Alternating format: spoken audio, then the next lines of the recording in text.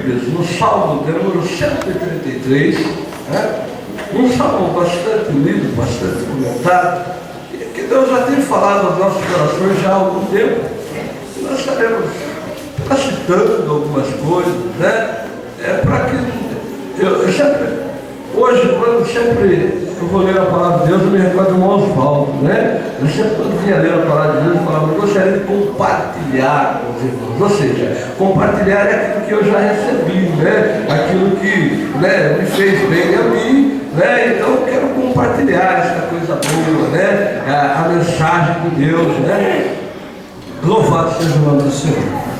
Salmo de número 133, né? Estaremos, irmãos, acompanhando, né? Diz assim o Salmo 133: ó, quão bom e quão suave é que os irmãos vivam em união. É como o óleo precioso sobre a cabeça, que desce sobre a barba de Arão, e que desce a orla das suas vestes.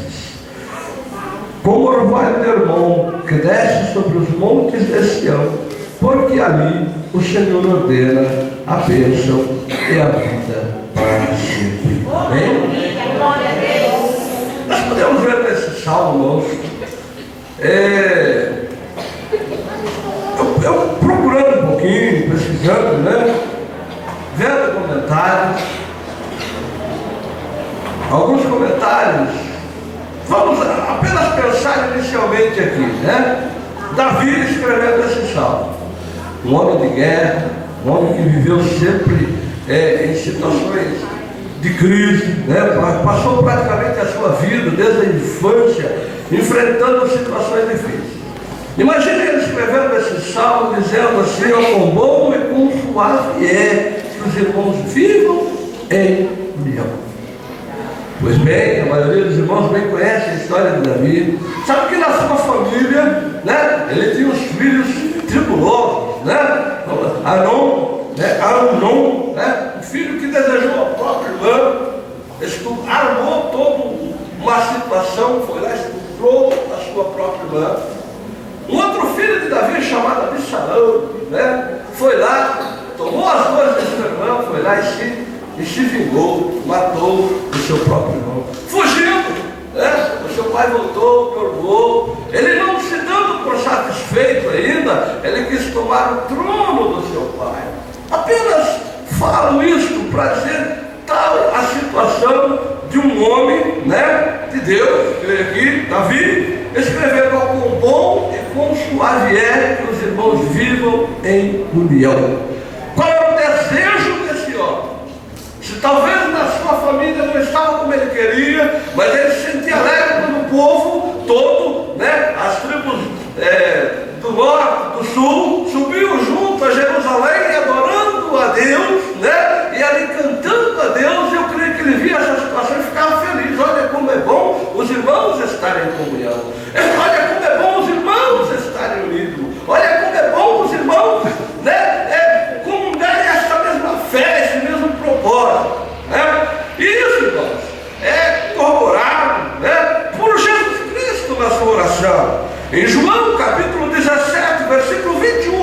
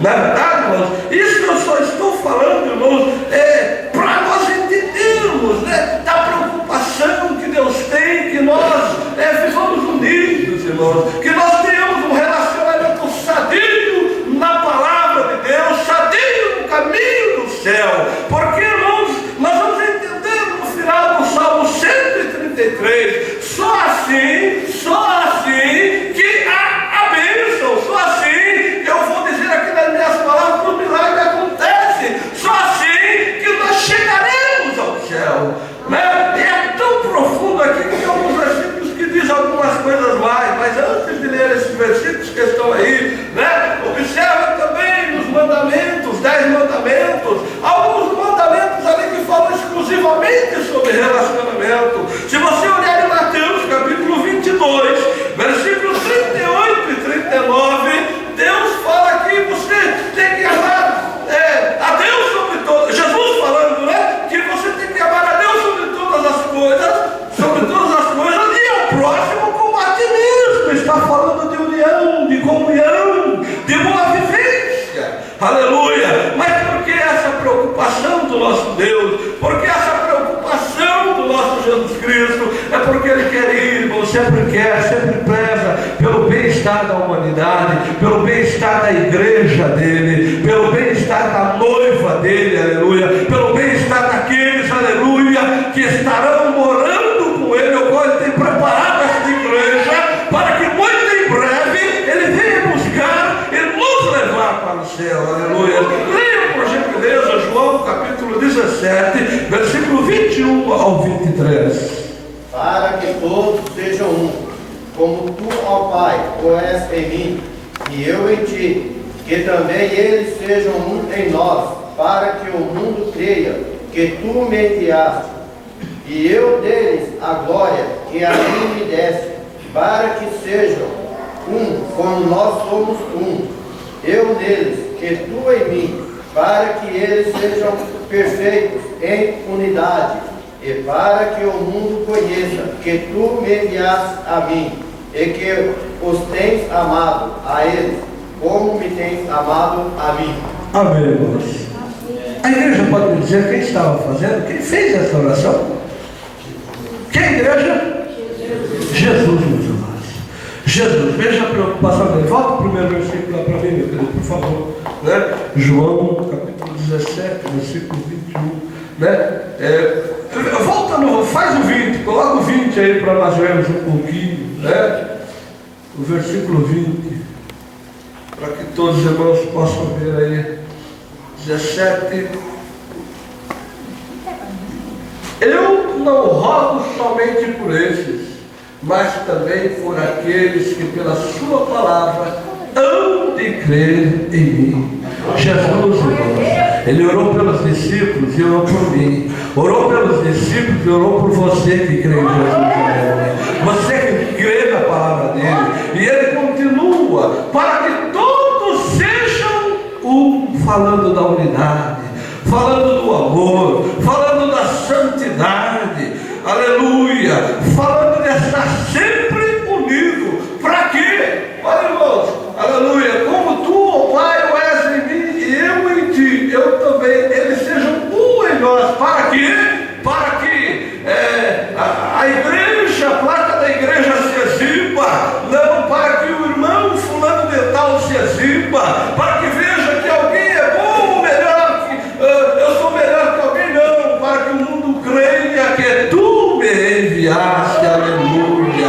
Como a igreja, aleluia, para o Espírito Santo, louvado seja o nome do Senhor, ela deixa Deus trabalhar em sua vida, quando nós como igreja, eu sou igreja, você é igreja, nós somos o templo e moradia do Espírito Santo, aleluia. Quando nós deixamos Deus trabalhar em nossas vidas, irmãos, aleluia, o mundo, aleluia, até sem palavras, o mundo vê, aleluia, que é um verdadeiro Deus, aleluia, curando, salvando, batizando, libertando, porque este povo é um povo diferente. Louvado seja o nome do Senhor. Não vou continuar, os irmãos bem veem que minha voz já se foi, mas aqui só lendo os versículos é como óleo precioso, meus queridos.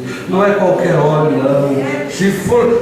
Aqui em Êxodo 30, 22 ao 33, fala de como era preparado este óleo, né? Este óleo era para unção, santificação, consagração de rei, sacerdote, irmão. Aleluia. Ele servia para marcar objeto ou pessoa.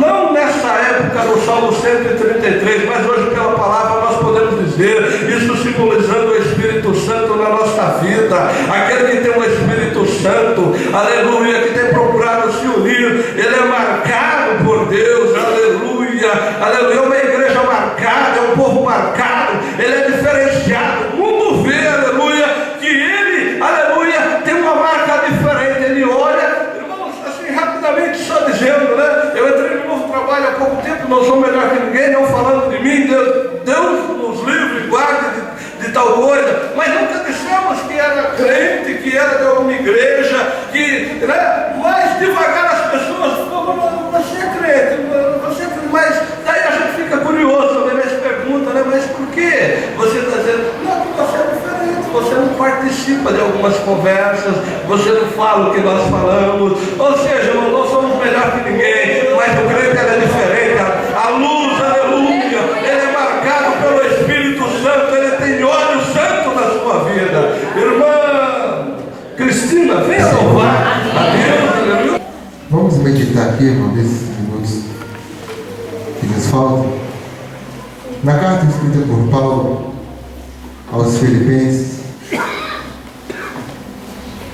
carta de Paulo à igreja dos Filipenses, no capítulo 4, no versículo 4,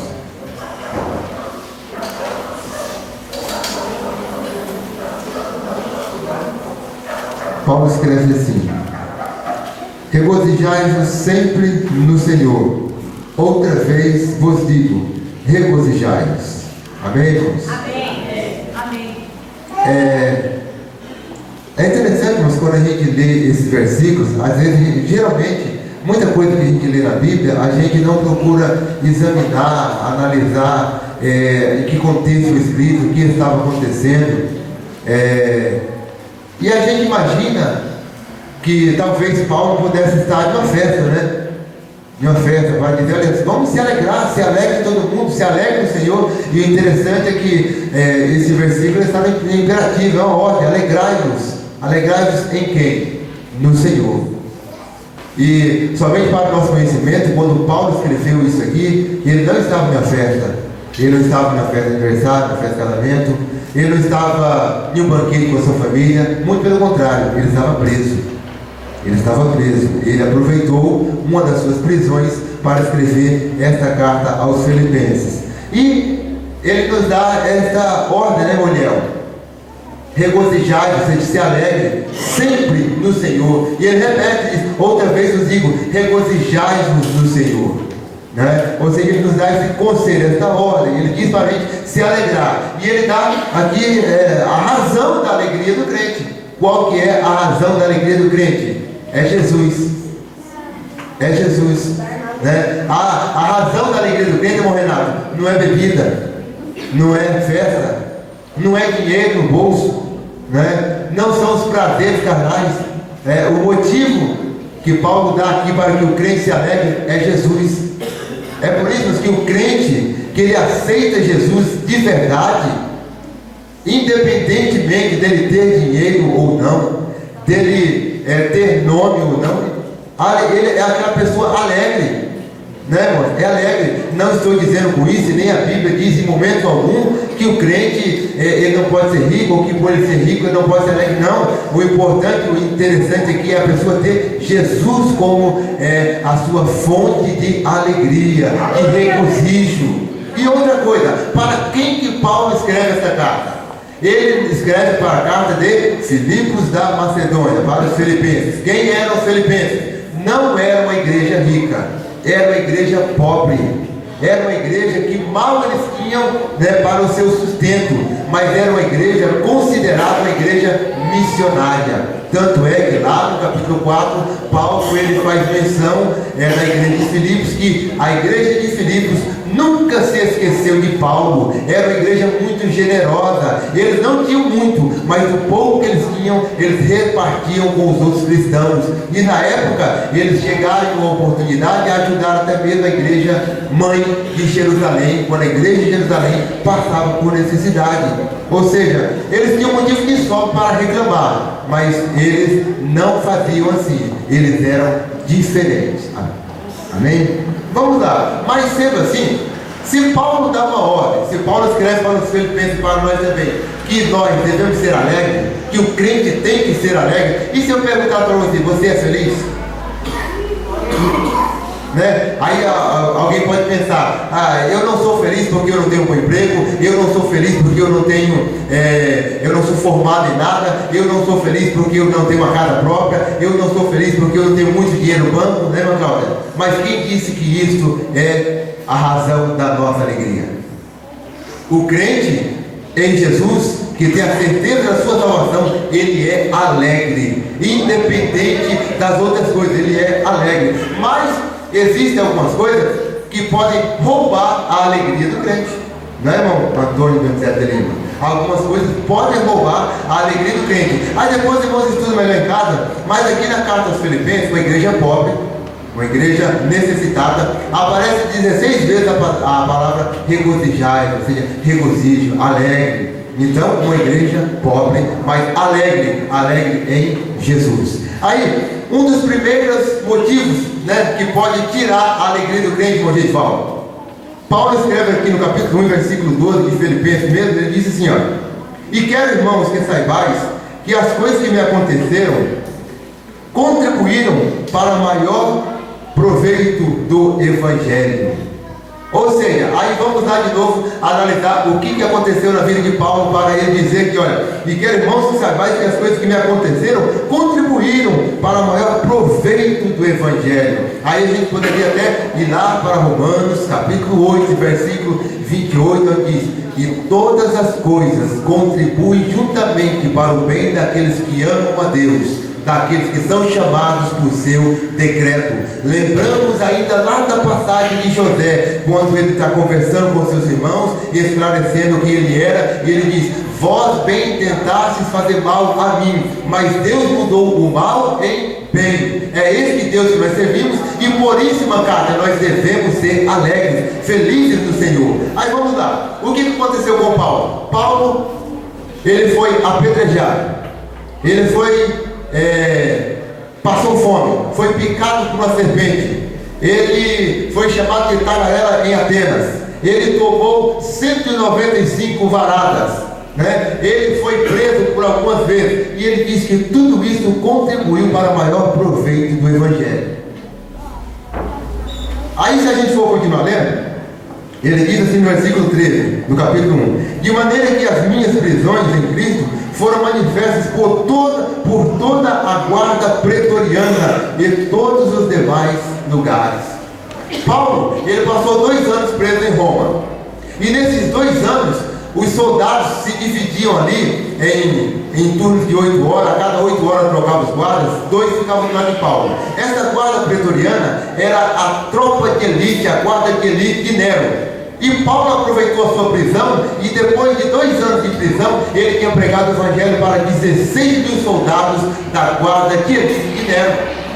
De forma que, lá no capítulo 4 de Filipenses, lá no final, ele disse: saudai os irmãos, principalmente os da casa de Nero.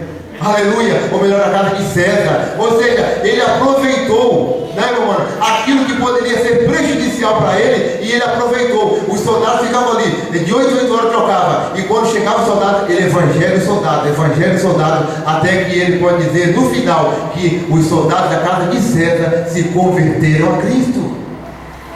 E Paulo expressa a sua alegria, ou seja, aquilo que o inimigo lança na nossa vida para tirar a alegria da nossa salvação, nós podemos sim perfeitamente usar isso para proveito do Evangelho e continuar alegres na presença do Senhor, porque é isso que o Senhor espera de nós.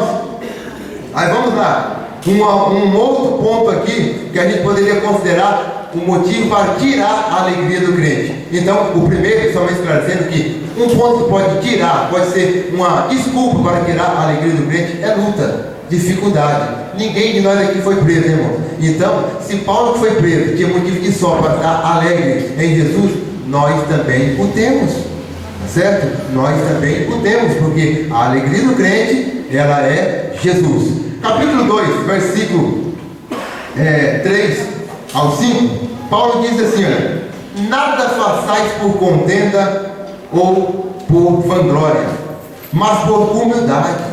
Cada um considere os outros superiores a si mesmo.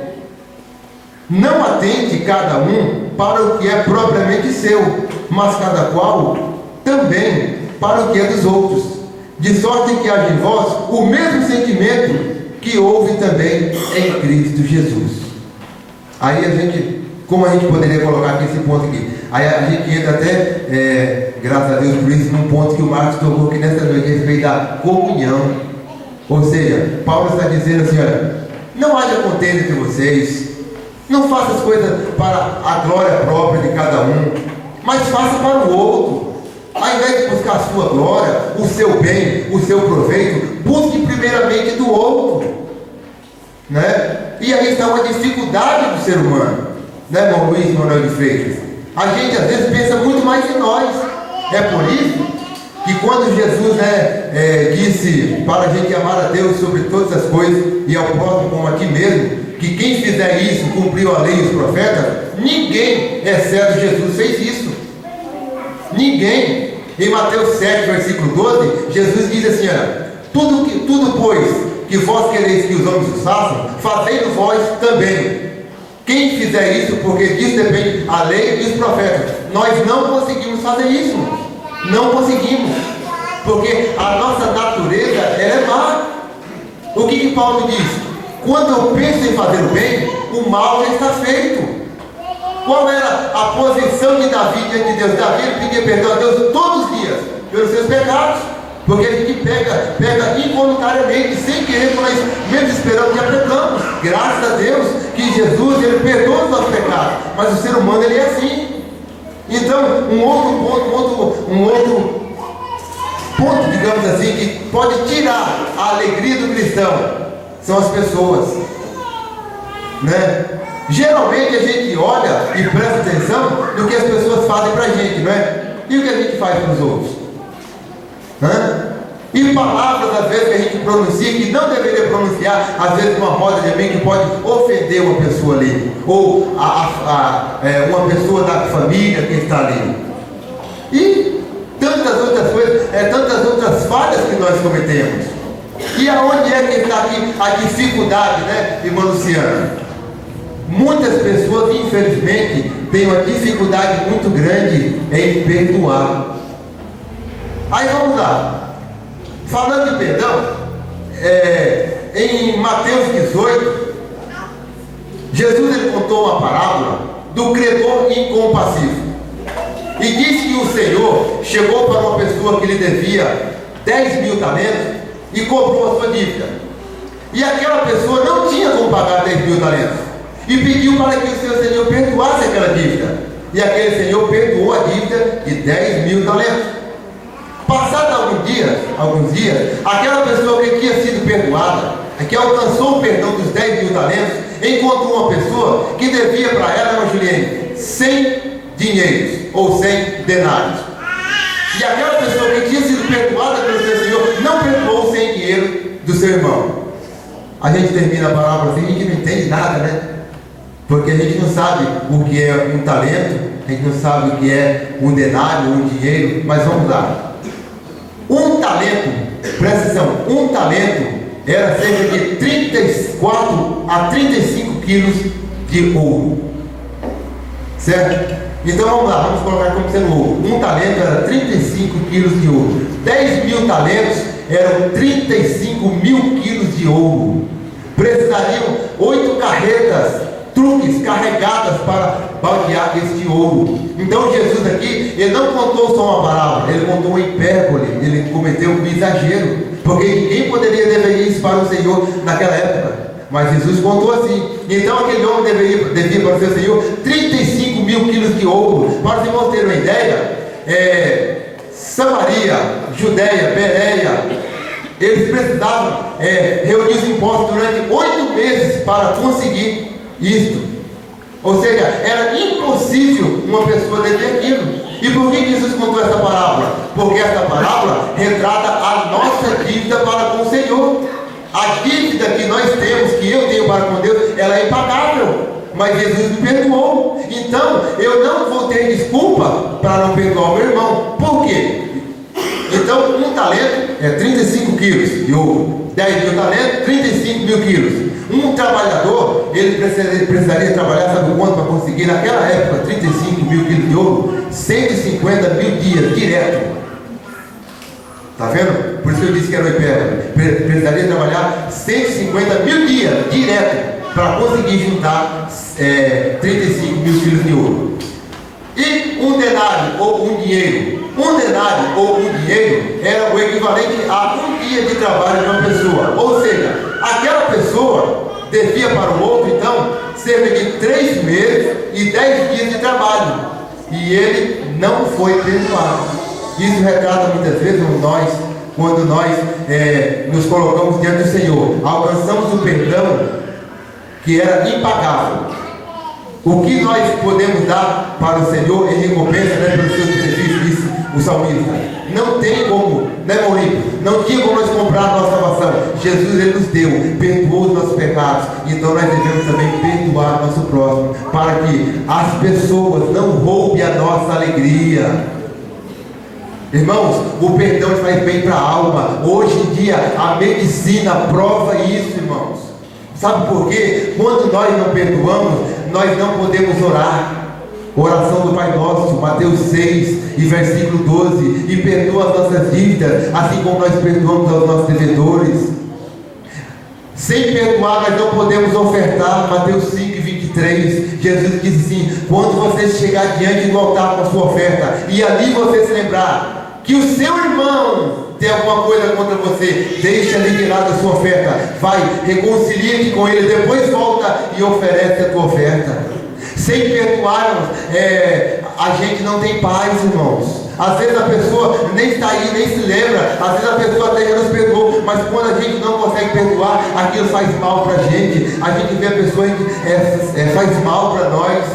Shakespeare, ele disse uma palavra com relação ao perdão, e ele disse assim, olha: não perdoar o outro é tomar um copo de veneno esperando que o outro morra. Ou seja, você está se matando a si mesmo. Nós nos matamos a nós mesmos, para que nós possamos enquadrar no Salmo 133. Ó, quão bom e quão suave é que os irmãos vivam em união. Jesus, qual foi a atitude de Jesus quando ele estava lá na cruz do Calvário, já bem perto de morrer?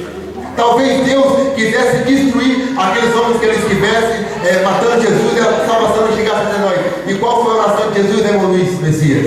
Pai, perdoa-os, porque eles não sabem o que fazem. Perdoar não é a gente ter um esquecimento, uma amnésia cerebral, esquecer, não. É você até se lembrar, mas aquilo não te faz mal, aquilo não te incomoda, tá certo? É você pegar e poder encontrar o seu irmão e sorrir para ele, abraçar ele, cumprimentar ele, você ter comunhão com ele, para que as pessoas não roubem a nossa alegria, tá certo? Sabe por quê? Assim como nós às vezes, né, irmão Marcos da Silva, olhamos para as pessoas e lembramos que a pessoa fez para nós, e nós também, que nós fizemos para os outros. Não é verdade? Na palavra que Jesus contou, o camarada recebeu o perdão de uma dívida impagável. Ele devia um dinheiro impossível de uma pessoa dever. Assim, isso ilustrando a nossa dívida. E depois não perdoou uma coisa simples, uma coisa mínima. Né, irmãos? Então, esse é um outro ponto. Aí depois, irmãos, os irmãos estudam em casa, tem mais isso aqui, capítulo 3, versículos 7 e 8, que é um outro ponto muito importante, irmãos. Uma outra coisa que tira a alegria de muita gente, rapidinho. Sabe qual é? É o dinheiro. O dinheiro, né? Os casais aqui, Qual marido que nunca brigou com a esposa por causa de dinheiro? Qual esposa que nunca brigou com o marido por causa de dinheiro? Briga porque tem muito dinheiro, briga porque tem pouco dinheiro, briga porque não tem dinheiro, ou seja, o dinheiro. O apóstolo Paulo diz que o amor, presta atenção, o amor ao dinheiro é a raiz de toda espécie de males. Nós precisamos do dinheiro, mas não podemos amar ele, né? Porque o dinheiro tem sido um problema. Ó, só para você ter uma ideia, a GM ela é mais rica que a África do Sul, a Toyota ela é mais rica que a Noruega, a Walmart ela é mais rica que 150 países do mundo. Ou seja, dinheiro, e os camaradas ainda brigam por dinheiro. Ou seja, que nós não nos deixemos ser tomados por esta cobiça, como disse Paulo. Aliás, né, irmão Luiz Messias Facina, Paulo disse assim, ó: tendo, porém, com o que se cobrir e com o que se alimentar, estejais com isto satisfeitos. Tá certo? Não vamos, irmão, nos colocar, Alexandre, naquela correria louca por dinheiro. Nós precisamos dele, mas não podemos nos deixar ser vencidos por ele. Porque Pedro diz assim: tudo aquilo, pois, que o homem se deixa vencer, do tal se faz servo. Então, irmãos, nós não podemos deixar que nada roube a nossa alegria. E que nós possamos meditar nisso e dizer como Paulo disse, né? Aceitar esse conselho, ser feliz, ser alegre, lembrar de que nós pagamos aluguel aqui na terra, é duro pagar aluguel, é difícil, passamos por dificuldade, às vezes perdemos até emprego, é difícil, mas a nossa alegria é Cristo, a nossa alegria é Cristo, não é? Aí, depois do capítulo 4, ele diz para a gente: não está inquieto por coisa alguma, não está ansioso. O crente não pode estar ansioso, sabe por quê? A ansiedade, né, ela pode trazer até algum sentimento depressivo para a pessoa. A ansiedade, né, a doença, uma doença terrível que tem atingido as pessoas. O estresse, ela traz o estresse. Hoje em dia as nossas crianças às vezes já andam estressadas, não é verdade? É tanta coisa, irmã Raquel, aula de inglês, aula de castelhano, natação, vai para a escola, educação física, matemática, português, é tanta coisa, a criançada está, né, aquela correria. Mas o crente, ele não pode estar ansioso por coisa alguma. Ele tem que fazer a sua oração e descansar no Senhor, certo? Ele pediu que o Senhor lhe conceda um carro. Deus é sábio. Se você não puder ter um carro, Deus vai te dar uma bicicleta. Mas o que Deus te der está bom, porque se Deus deu, é o melhor. Amém?